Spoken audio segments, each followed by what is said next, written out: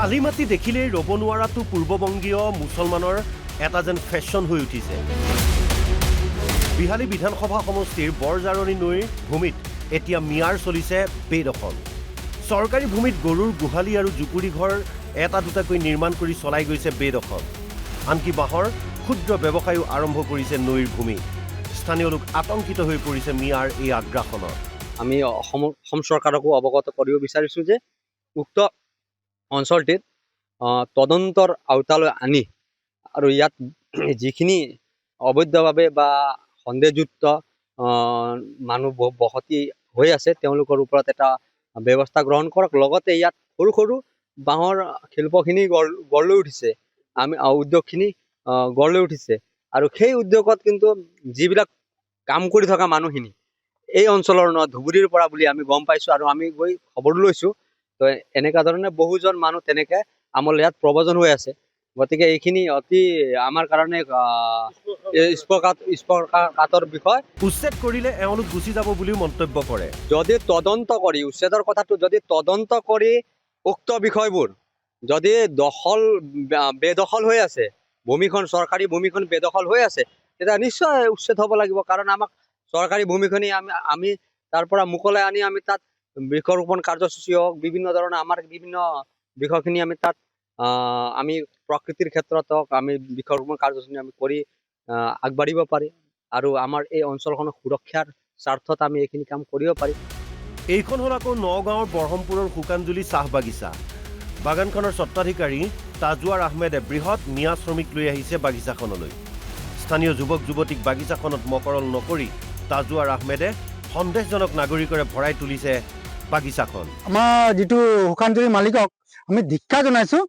আমাৰ যিটো ইয়াত যিখিনি কৰ্মচাৰী আছে এই মিয়া সম্প্ৰদায়ক আমি কালি 4টা বজালৈকে সময় দিছোঁ। তেওঁলোকে আকৌ উঠাই পঠিয়াব লাগে আৰু আমাৰ যিখিনি ইয়াত স্থানীয় যিটো কৰ্মচাৰী আছে তেওঁলোকক ইয়াত নিয়োগ কৰিবৰ কাৰণে মই অনুৰোধ জনাইছোঁ। আৰু নহয় যদি নকৰে তেতিয়াহ'লে কালি 4 বজাৰ পিছত ইয়াতকৈ কি পৰিস্থিতি হ'ব অলৰেডি মালিক পক্ষই তাৰ দায়ী হ'ব লাগিব। মিয়াৰ বিৰুদ্ধে যুদ্ধংদেহী বিধায়ক নাহৰকটীয়াৰ বাঁহধাৰীৰ এটা নিৰ্মীয়মান নামঘৰৰ পিছফালে উদ্ধাৰ 16টাকৈ গোধনৰ ছিন্নমুণ্ড, ছাল, ঠেং আৰু হাড়ৰ অৱশিষ্ট। ইয়াৰ পাছতেই ক্ষুব্ধ হৈ উঠে বিজেপিৰ বিধায়ক তৰংগ গগৈ। লগে লগে আৰম্ভ কৰি দিয়ে মিয়া খেদা অভিযান। ৰাতিপুৱা আহি আমি ইয়াত দেখা পাওঁ যে প্ৰায় 3-4টা গৰুৰ মুণ্ডন আছে, বহুখিনি ছাল আছে, বহুখিনি পলিথিন পৰি আছে। তো আমি এটা দেখা পালোঁ যে আশে পাশে চাগে বহুত দিনৰ পৰাই এই হাবিৰ নিচিনা জেগাডোখৰত মানুহে ইয়াত গৰু কাটি আছিলে। আৰু যেতিয়া স্থানীয় ৰাইজসকল যেতিয়া গম পালে যে ইয়াত এনেকৈ পোৱা গৈছে, খবৰ কৰিবলৈ বহুতে কয় যে বিগত কিছুদিনৰ পৰা আমি 16টামান গৰু এই আশে পাশে নিৰুদ্দেশ হৈছে বা বিচাৰি পোৱা নাই। কালি কোনোবাই কৈছে এই মুণ্ডন দেখা পাইছে, মই যদি দেখাওঁ আপোনাৰ যদি আপোনালোক কেমেৰাত দেখে এনেকৈ পৰি আছে। এতিয়া এই চেহেৰা দেখাৰ লগে লগে সেইগৰাকী মহিলাই কান্দিছে, কৈছে মোৰ ঘৰৰ গৰু পৰি হেৰাইছিলে, আজি তেখেতৰ মুণ্ডনটো পোৱা গৈছে। বিভিন্ন সময়ত ইয়াত আমাৰ গাঁৱৰ বহুত মানুহে মাছ বেপাৰী হওক বা বিভিন্ন কাম কাজতে হওক মিয়া মানুহবিলাকক নামনি অসমত অনা হয়, ইয়াত সংস্থাপিত কৰিছে। মই এটা আহ্বান কৰোঁ যাতে এই মিয়া মানুহে সংস্থাপিত নকৰে। গুৱাহাটীৰ পানীখাইটিত খিলঞ্জীয়াক প্ৰহাৰ, লাঠি জোং লৈ মিয়াৰ আক্ৰমণ। ব্ৰহ্মপুত্ৰৰ বালিচাপৰিৰ চানচেনত 3জন খিলঞ্জীয়া যুৱক মিয়াৰ আক্ৰমণৰ বলি হয়। যুৱককেইজনে নিজকে হিন্দু ধৰ্মৰ বুলি কোৱাৰ লগে লগে সুমেশ ৰাজ বসুমতাৰীক এনেদৰে চোকা অস্ত্ৰৰে প্ৰহাৰ কৰে মিয়াই। হয়, মোৰ নাম সুমেশ বসুমতাৰী। আমি মেইনলি আপোনাৰ গৈছিলোঁ মানে গধূলি আপোনাৰ চাপৰিৰ ফালে গৈছিলোঁ চেনচেট টু চেম বুলিকে।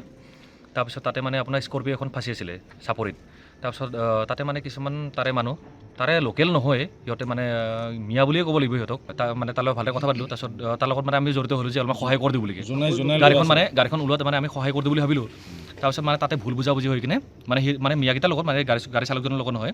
তাৰপিছত সেনেকৈ মানে যেনেকৈ পাইছে সেনেকৈ মাৰিছে। আৰু তাৰপিছত এজন যুৱকে পলায়ন কৰে যদিও দুয়োজনকেই মহানগৰীত এনেদৰে মিয়াই আক্ৰমণ কৰাত তীব্ৰ প্ৰতিক্ৰিয়াৰ সৃষ্টি হৈছে। Bureau report, Assam live 24।